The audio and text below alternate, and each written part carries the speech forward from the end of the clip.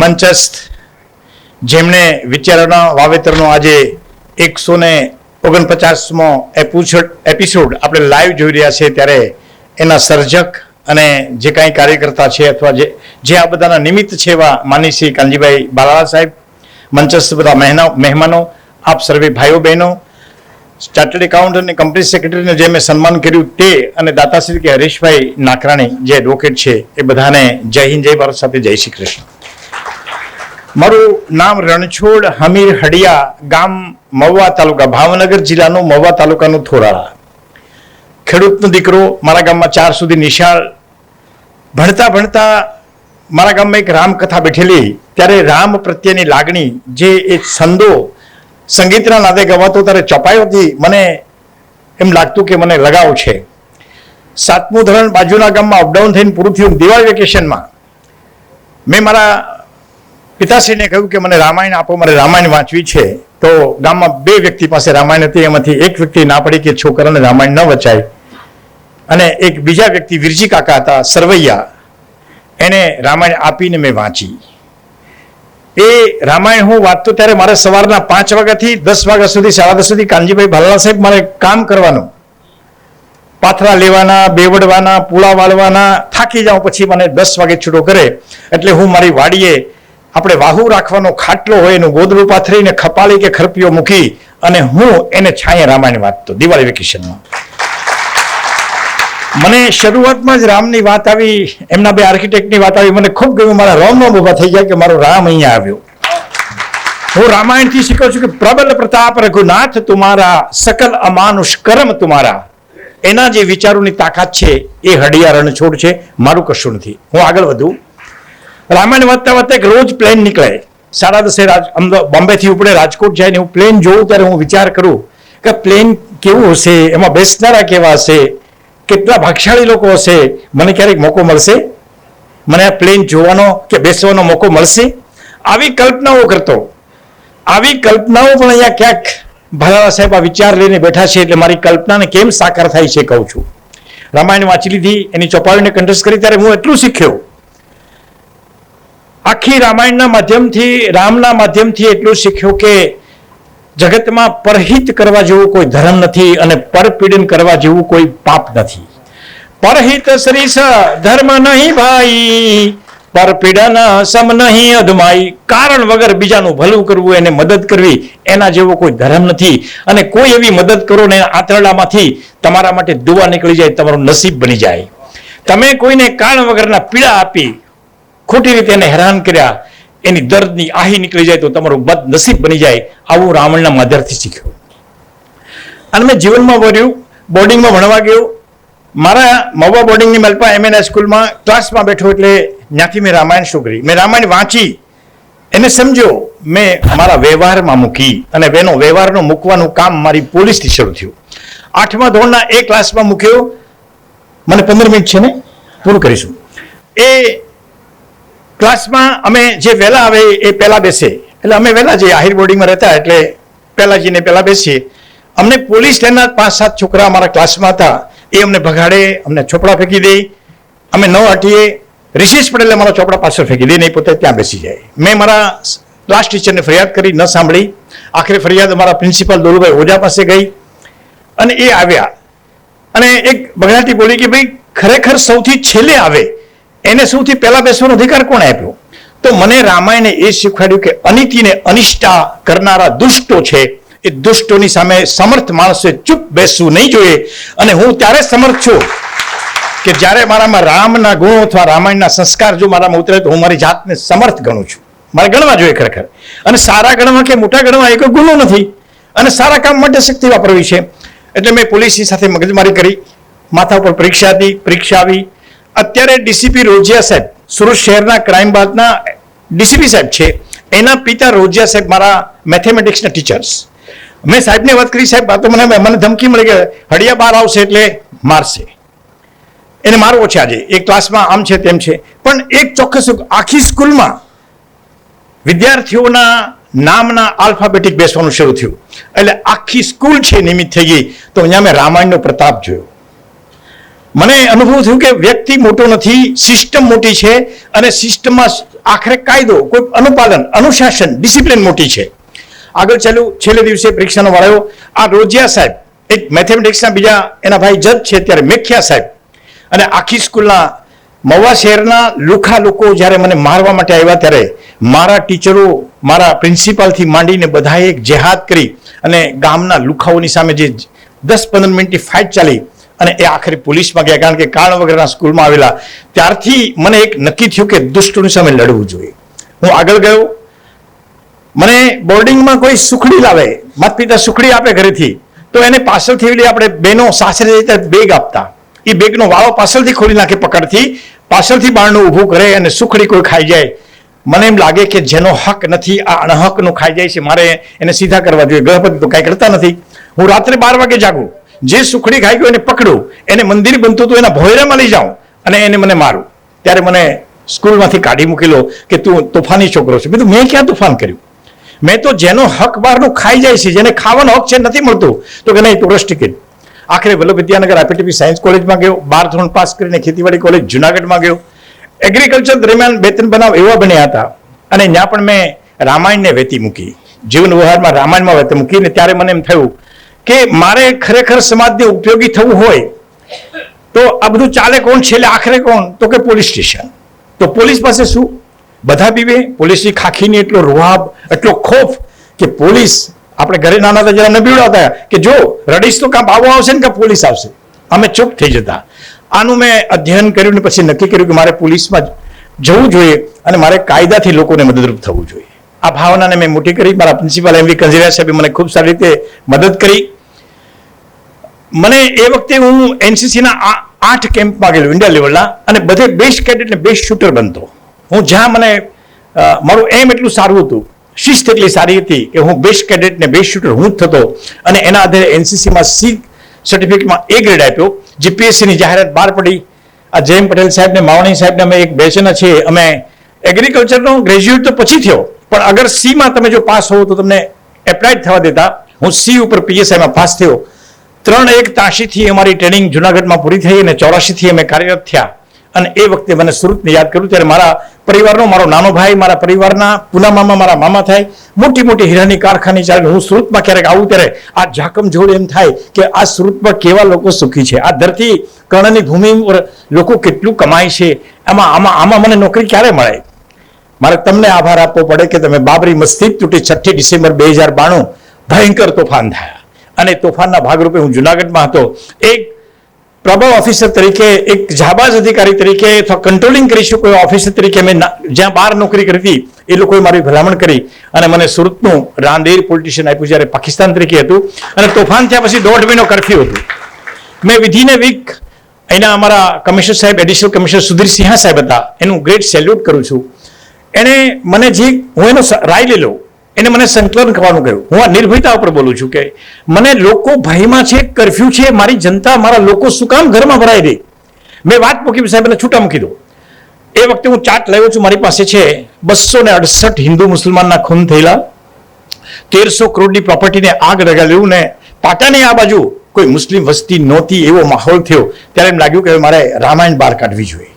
અને મેં જેટલા ખૂન થયેલા હતા ખૂનીઓના ઘર નક્કી કર્યા. હિન્દુ કે મુસલમાનના ભેદભેદ સિવાય રાત્રે બારણા તોડીને પકડતો. બધા શાંત થઈ ગયા કે આ હડિયો હવે ઘર તોડે છે. હાઈકોર્ટ મેટર મારી સામે થઈ, પણ આખરે એવું નક્કી થયું કે ભાઈ આ બે પક્ષને ભેગા કરો. અને કમિશનર સાહેબે કલેક્ટર સાહેબને બોલાવી અને એક માહોલ ભેગો કરી બેને ભેગા કર્યા, અને 9મે દિવસે મારા રાંદેરમાંથી કર્ફ્યુ હટી ગયો.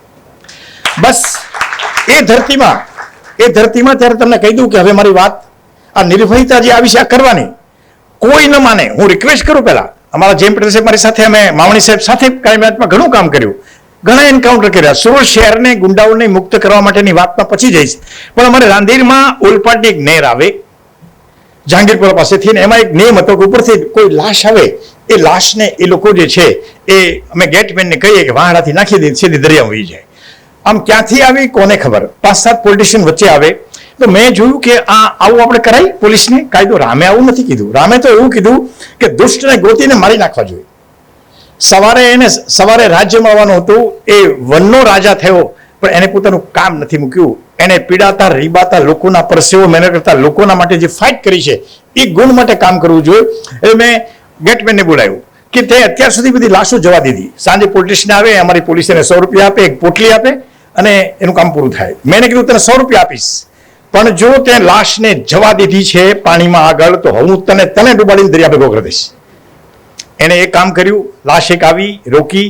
અહીંથી મારી વાર્તા શરૂ થાય છે, જે મારી છાતી ઉપર શૌર્ય ચક્ર ગેલેન્ટ્રી એવોર્ડ છે એની વાત શરૂ થાય છે. મારી નાઇટ પૂરી હતી, 5 મિનિટ બાકી હતી. પીએસઓ કે તમે જતા રહો ને સાહેબ. મેં તો નહીં, મારી ફરજ છે, મારા ભાગમાં લાશ આવી છે એવો મેસેજ ગેટમેન આપ્યો છે. મેં એને લાશને બહાર કાઢી. હું ને મારો એક રાઇટર જમાદાર જે.કે. પટેલ હતો, બંને ગયા, કાદવથી બહાર કાઢી, સાફ કરી. એમ લાગતું કે આપઘાત કર્યો છે, પાણીમાં ડૂબીને મર્યો હશે. મેં એનું પેટ દબાવ્યું તો 24 જગ્યાએથી લોહીની ધારા વસૂટી. ત્યારે એમ થયું કે આનું ખૂન થયું છે, એ ખૂન થયું છે. એમ કરીને મેં સરકાર તરફે એનું મારું ઇન્ક્વેસ્ટ ભર્યું, પંતામું કર્યું. સરકાર તરફે 10 વાગે ફરિયાદ દાખલ. 302 ની. કોઈ અજાણ્યા માણસોએ આ કોઈ અજાણી વ્યક્તિને મારી નાખીને પુરાવાનો નાશ કર્યો છે, માટે અજાણ્યા ગુનેગારને શોધી કાઢી કાયદેસરની કાર્યવાહી બાકી. એમ કરીને ગયો. હું ઘરે પહોંચ્યો તો મારું અમારા પટેલ સાહેબ ડીસીપી હતા, વસંત બ્રહ્મભટ્ટ સાહેબ મારા પીઆઈ હતા. મને કે ત્યાં બધા લફડા શું કર્યા, આ ગમે ને મારી નાખ્યા, અહીંયા યુપીના બિહારના ભૈયા નહીં, આ કિંમત શું એટલી, અને ડૂબાડીને મારી નાખ. એટલે મને બોલાવ્યો, આવ્યો, મેં નહીં સ્વીકાર્યું. આખરે પટેલ સાહેબ પાસે ગયા, મેં નહીં સ્વીકાર્યું. સાહેબ આ ખૂન છે, ખૂન જ રહે. પાંડે સાહેબ કમિશનર હતા, પાંડે સાહેબ પાસે ગયા, અડિયા તું માનતો કેમ નથી? મેં તો સાહેબ આ કોઈનો ભાઈ દીકરો છે, આ કોઈનો પતિ છે, આ કોઈનો વાલસોયો છે. આપણે જેને મારી નાખ્યો છે એનો મને વાંધો નથી, હું ડૂબાડીને મારી નાખું, પણ ખૂની કાયદાથી છટકી જાય સાહેબ મને મંજૂર નથી. એટલે હું આ કરવાનો નથી. તો કે હવે મેં તો મારી સેવાને 8 પીએસઆઈ છે, ગમે ને આપું કરી નાખશે, આગળ ડૂબાડીને કાગળો બદલી નાખશે, થાય સિવિલમાં. કમિશનર પાંડે સાહેબે ઉભા થઈને મને અભિનંદન આપ્યા કે મારે તારી પાસેથી એ જાણવું હતું કે તારી કઈ તાકાત કરે છે. મેં પાંડે સાહેબને કીધું, સાહેબ મારી તાકાતથી હું નથી કહેતો, આ રામાયણની રામની તાકાતથી કહું છું કે આપણે ન્યાય કરવા બેઠા છે. ખૂની ન મળે, ગુનો અનડિટેક રાય, શોધાય નહીં, ક્રેડિટ પોલિસી જાય એ પછીની વાત છે. પણ ખૂની એમ સમજે કે પોલીસે તો જેને મેં મારી નાખ્યો એને પોલીસે ડૂબાડીને મારી નાખ્યો. સાહેબ એ પાપમાં ન પડવું જોઈએ. પોલીસનું કામ કરવું જોઈએ. આ તપાસ મને આપી. પ્લેગ આવ્યો, પ્લેગ પૂરો થયો. અમારી પાસે મરનાર ઉમેદસિંહ કરીને હતો, એ બિહારના ધનબાદના ગિરડી સતરા વિસ્તારનો હતો. અને એનું એક જ એને પહેરેલું શર્ટનું એક કોલરનું જે ટેલરનો માર્ક હતો એ જ હતું. અને ટેલરના માર્ક ઉપર હું બિહારમાં ગયો. જે.કે. પટેલ મારી સાથે હતા. અમે શોધી કાઢ્યું. ખૂબ પરિસ્થિતિમાંથી અમે 4 દિવસ કાઢ્યા. અમે જીવતા પાછા આવીએ કે નહીં એવું પણ અત્યારે પણ ત્યારે એ ઝારખંડમાં છે. ત્યારે પરિસ્થિતિ આજે પણ 5 વાગે પોલીસ તમારો કાયદો વ્યવસ્થા બંધ કરી દે એવા વિસ્તારની મલપા આ એક પરિવાર રહે. અને એ લોકો કુર્મી એકાબીજાના દુશ્મનીમાં આ 24મું ખૂન હતું. પરિવારમાં કાંઈક ખૂન થાય એટલે ત્યાં લીમડો નાખી દઈ.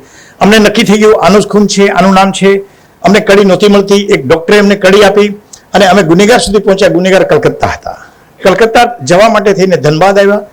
ત્યાં જસીડીમાં દેવઘરની મલપા ભગવાન શિવનું એક સ્વયંભૂ મંદિર છે દેવઘરમાં. અને ત્યાંથી દર્શન કરીને અમે કલકત્તા જતા હતા તુફાન પટનાપુરી ટ્રેન એક્સપ્રેસમાં.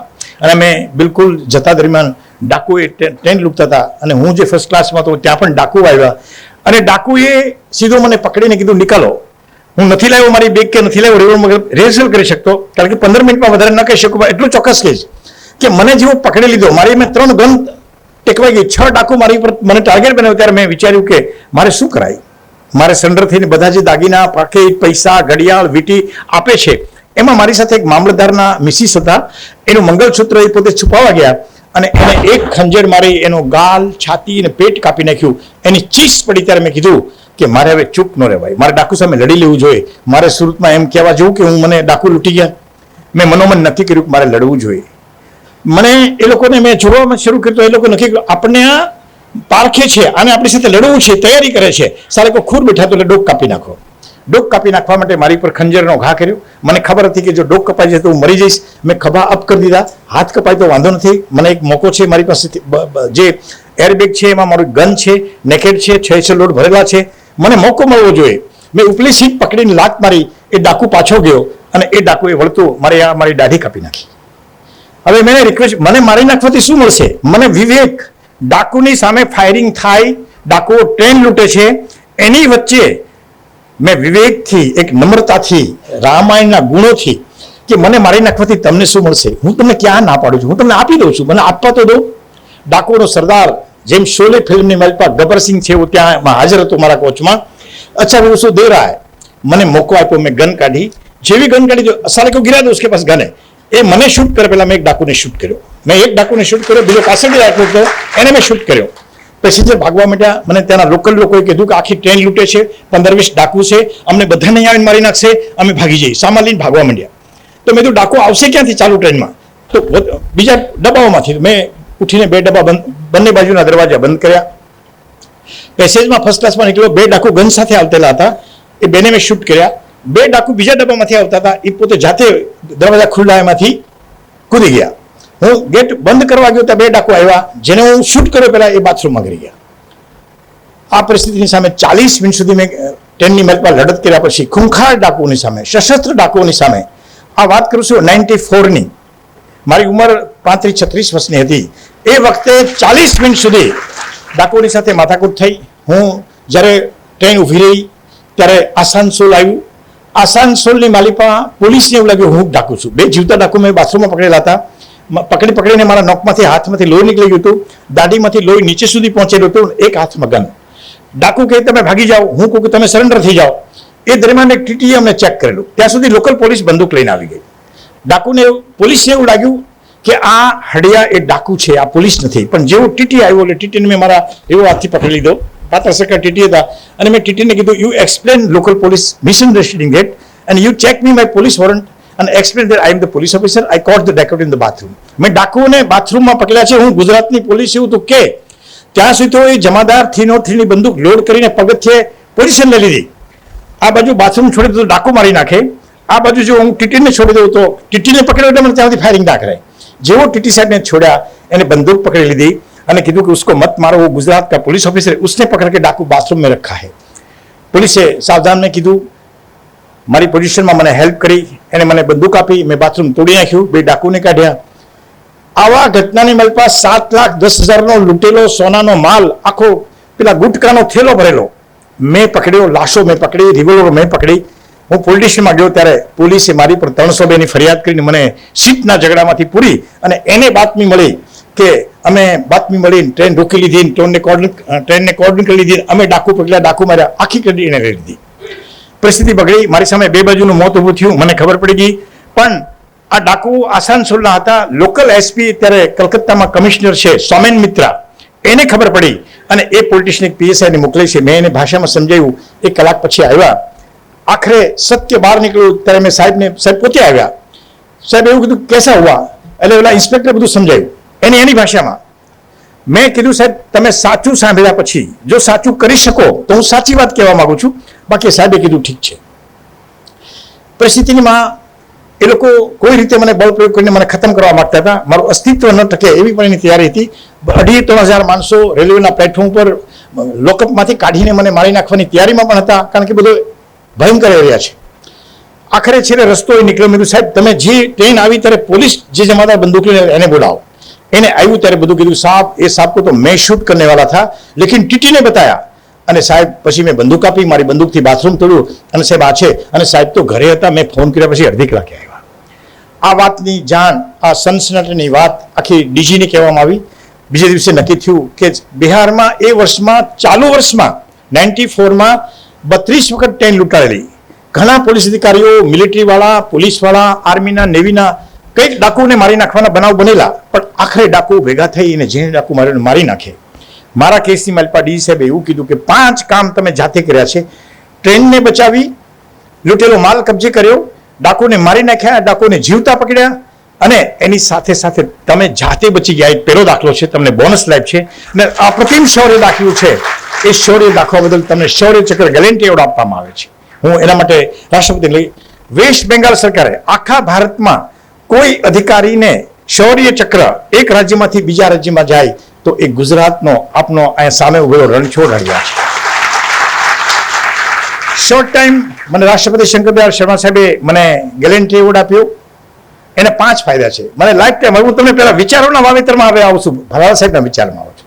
તમે જે કલ્પના કરો, આગલા એપિસોડમાં થયેલી હતી કે તમે જે કલ્પના કરો એ તમારી નિયત અને નીતિ સાફ હોય તો તમારી એ કલ્પના સફળ થાય એવું કુદરતનું પ્રમાણ મેં મારી જાતે અનુભવ્યું છે.